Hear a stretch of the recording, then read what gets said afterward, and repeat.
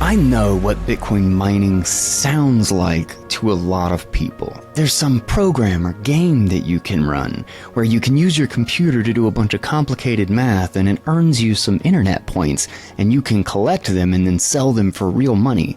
You know, kind of like Pokemon. And I completely understand why some people see it that way. If you don't look at it very deeply, it does kind of sound retarded.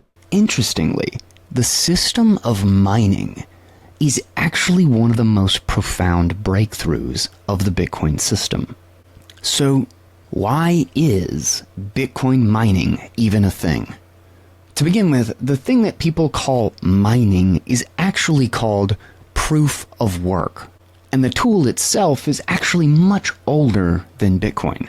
You can kind of think about it like a signature or a digital stamp connected to a piece of information. But what's interesting about it is that it requires some amount of unforgeable computer processing in order to make one that's valid.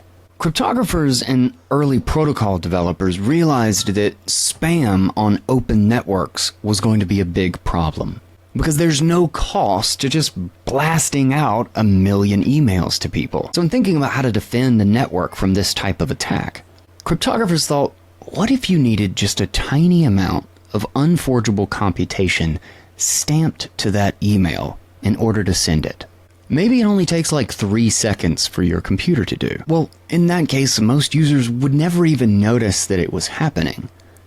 But the spammer who's trying to send out 1 million emails might take hours or even days to get through them all, and might have a decent electricity bill to go with it. And with that tiny little barrier, just like that, the economics of most spam is broken.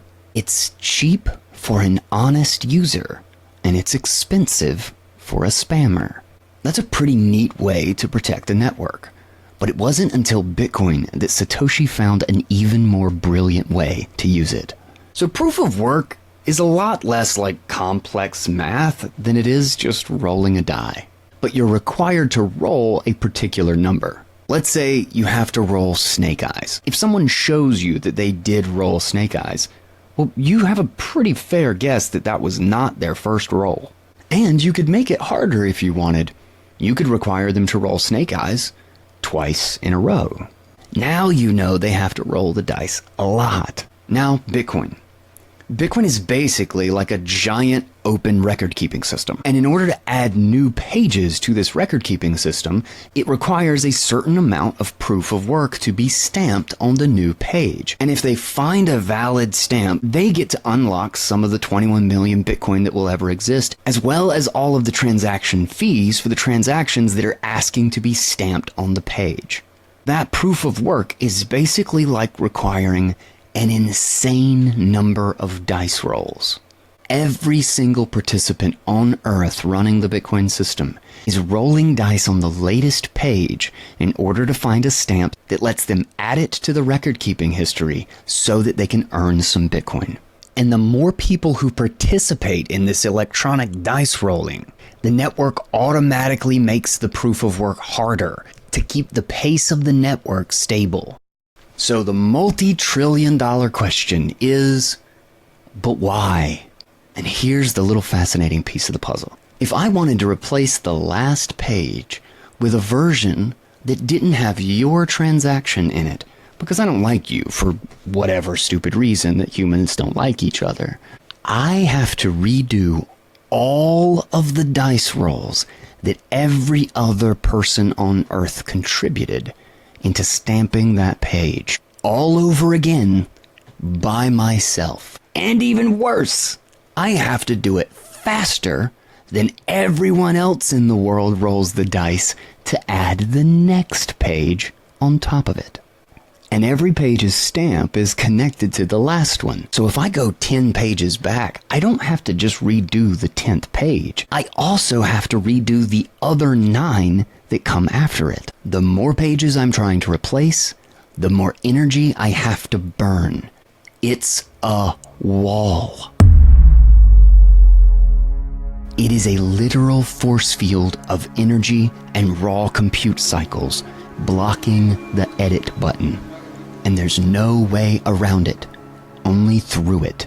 There are millions of these machines all around the world, stationed at hydroelectric dams in China, in data centers in Texas, capping and using flared gas in the oil fields, heating greenhouses in Europe, heating pools and jacuzzis, balancing out solar production, making electricity sustainable in Ethiopia, being used as space heaters, keeping my house warm for the winter, being powered by a volcano in El Salvador, and then thousands of these cool little guys just sitting on the desks of Bitcoiners all around the world who just want to participate in something awesome.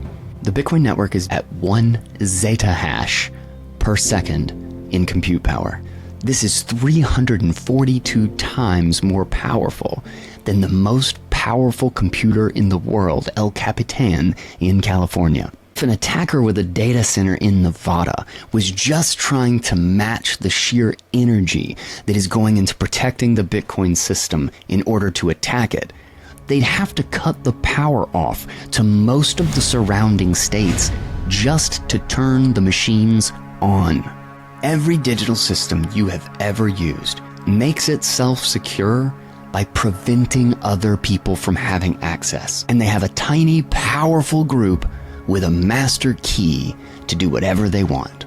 Bitcoin discovered a system that allows it to be orders of magnitude more secure by removing the master key entirely and inviting everyone to join in a market where the network pays participants to build a wall around itself. And the more people who join, the more secure it is, not less. It rewards honest actors and costs a fortune for an attacker.